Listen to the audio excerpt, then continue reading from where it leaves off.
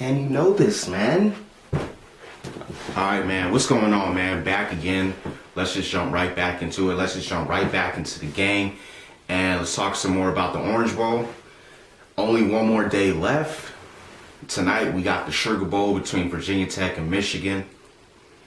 That should be a fun, interesting game to watch. But, man, I cannot wait. I'm super excited for this Orange Bowl game tomorrow, man. I cannot wait, man, to see what's gonna happen, man. To answer all these questions that's been arising and that's been coming up. So yet again, like it's been said, like I've been saying before, like a lot of other people have been saying before, this should be a good game to the tune of the Rose Bowl and the Fiesta Bowl.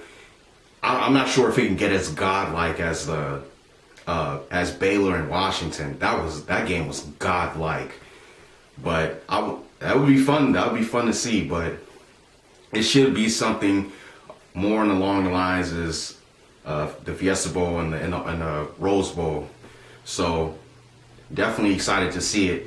Clemson knows. I just seen your official, like that ref with the whistle, preview, and let me just say, man, fantastic job, man. Pretty much everything you said, I can pretty much turn around and say that's what we need to do to Clemson. These two teams are so similar, it's ridiculous. All we need to do pretty much, I'm not really gonna say a lot.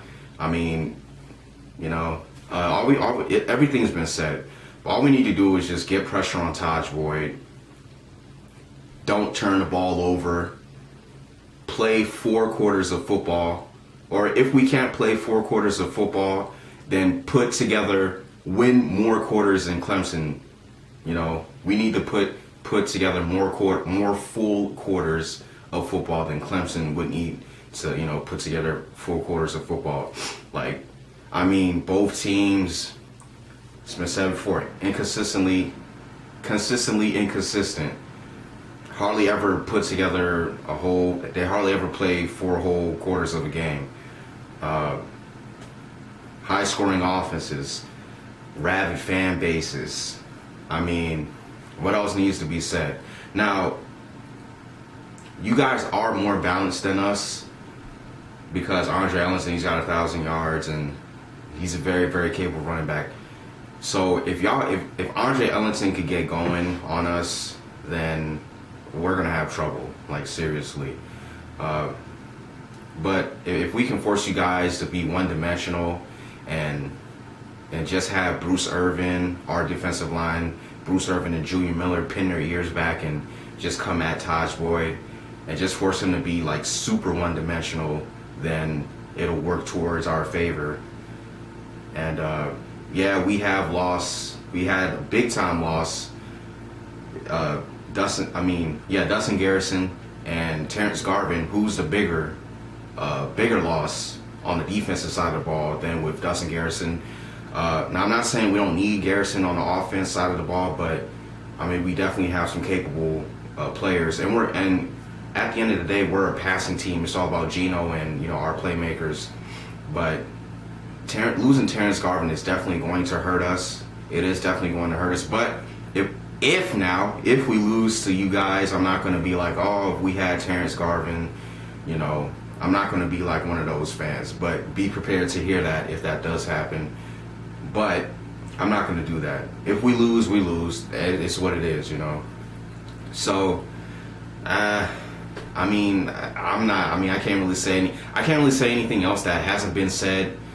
Dwayne Allen scares the crap out of me, other than Sammy Watkins. Dwayne Allen scares the bejesus out of me. Our defense is Pringles against the tight end. It is very, very susceptible. It is very suspect against the tight end. Syracuse's tight end, Nick Provo, destroyed us. The middle, he just was catching balls in the middle of the field. And I've seen Clemson, they like to use that wheel route. They like to send Dwayne Allen on that wheel route. It's like a money play on Madden. They like to send him out on that wheel route, and they've seen some success with Dwayne Allen on that play. So I'm pretty sure we are going to see that wheel route come into play again in the Orange Bowl.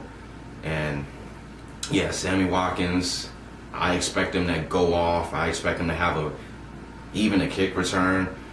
Nuke Hopkins, I expect him to get some catches. Andre Ellington, I expect him to get some big time runs.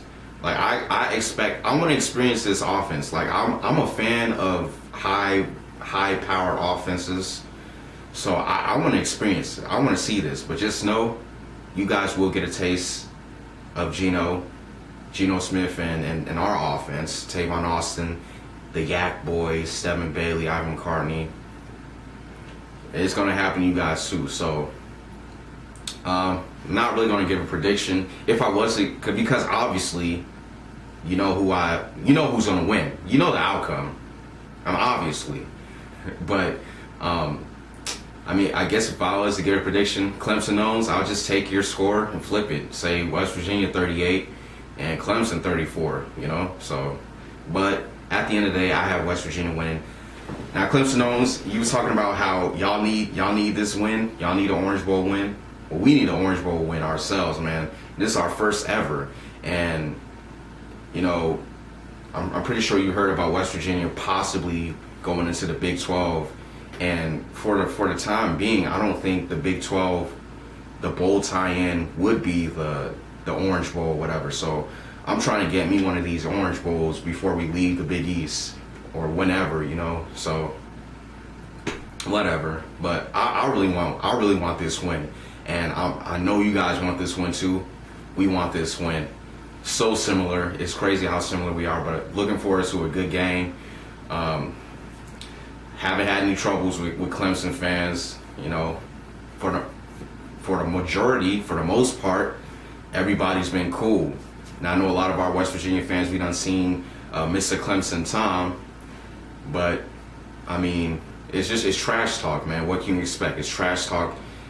It's all good with me. I laugh. He was funny. So I know it got on a lot of people's nerves, but hey. I've seen a couple of his videos, and he's a funny dude. So whatever though, should be a good game. Shout out to Clemson owns and Clemson boy 1981 and all you other Clemson fans out there. Shout out to y'all, man. Real talk. But should be a fun game. Can't wait.